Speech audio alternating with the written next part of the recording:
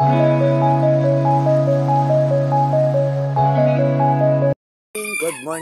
morning. Pasok na naman tayo guys sa araw ng Huwebes, no? Parang uulan, no? Pero may natira pa naman tayong gagawin dun eh, kung walang customer. Nagpunas na tayo kay Black Panther, no? Para makapasok na tayo. Shoutout pala sa kayo, no? Mang Boy, no? Sa PMR. Tapos yung tropa nating si Guard, no? Mga mekaniko dyan. Shoutout sa inyo, shoutout. Salamat din sa follower ko, no? 1.6. Tsaka yung sa biglang lobo nating viewers, no? Naka 13k na ako sa viewers. Salamat. Update lang ako mamaya pag nasa shop na tayo, guys. Update tayo ngayon sa araw ng Huwebes. Dito na tayo sa shop, no? May natira tayo, guys. 3 motor. Kahapon, no? Madilim, no?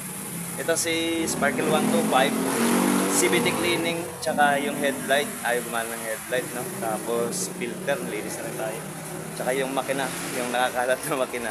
Yan yung side bearing, yung tama. Nagpamasin siya pa si sir. Yung passion, yan yung bushing, no? Engine bushing, papalitan natin dalawa. Tapos ito yung TC sa likod, clutch lining, pati yung TC din dito sa baba na may sidecar, clutch lining din to. Pati si tropa, yung KR, no? Magpadagdag ng ilaw. Tayo sa pangalawa, no, yung sparkle, natapos na natin. Yung pangalawa, clutch lining, no. Gamit tayo ng clutch lining ni Rosie. Sige, update na lang mamaya guys, pagtapos guys, kung okay ng clutch. Kasi ano to, pang move it niya, gamit na gamit, no. Wala na siyang hatak, may na ng matak, kaya sabi ni sir, palit na ng lining. Passion, no, yung passion na naiwan kahapon, no. Palit ng bushing. Yung bushing niya, wala na, naghiwalay na sa kaha. Kaya palitan na natin. Maalog na. Guys, no? Ito yung clutch lining niya. Sunog na guys. Naninikit na. Hirap na siya kambyuhin, no? Pero ang clutch hub natin dito, pinakamaganda yung clutch hub ni Rosie na ginawa na ngayon, no? Naka-engrave na yung bakal. Kaya kahit mapudpuran ka man lining, hindi masisira yung clutch hub natin, no? Na natin yung mga pesa. Andiyan na. Linis na guys. Tapos yung lining dito. Yung oil ni boss, no? Babalik lang natin kasi kakapalit niya lang daw eh. Balik lang natin yung oil. Guys, sa TC na palit lining, okay na siya. Pwede na. Sunod natin yung isang TC na 150 na ito yung sidecar niya guys. Tinanggal natin sa sidecar para mas mabilis natin mapalitan lang lining, no? Kasi kung nasa sidecar, dukot-dukot pa tayo dun sa loob. Mahirapan tayo. Kaya tinanggal na lang natin sa sidecar para mas mabilis siya palitan ng lining. Dito tayo sa no, sa TC. Yung TC kanina na sinundan nito, lining. Tapos yung sumunod lining din. Puro sunog yung lining guys. Tapos nagpa-tune up na rin si sir. Checking ng mga preno, harap likod. Tapos adjust na rin tayo ng kadena. Alright. Sunod natin gagawin guys. Assemble na natin tong si Flex. Kompleto na rin yung pesa. Natin tong Flex 125 ni sir, no? Ayan ang mga pesa nyo.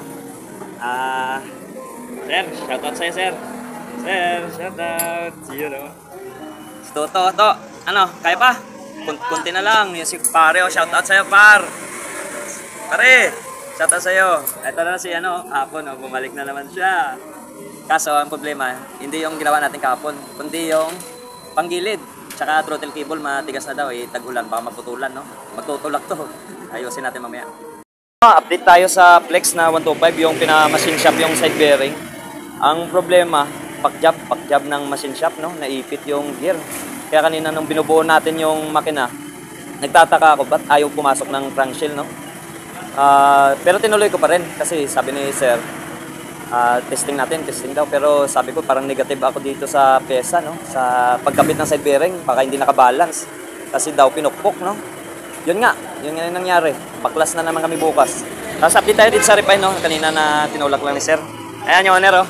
Sir, sarap magtulak, no?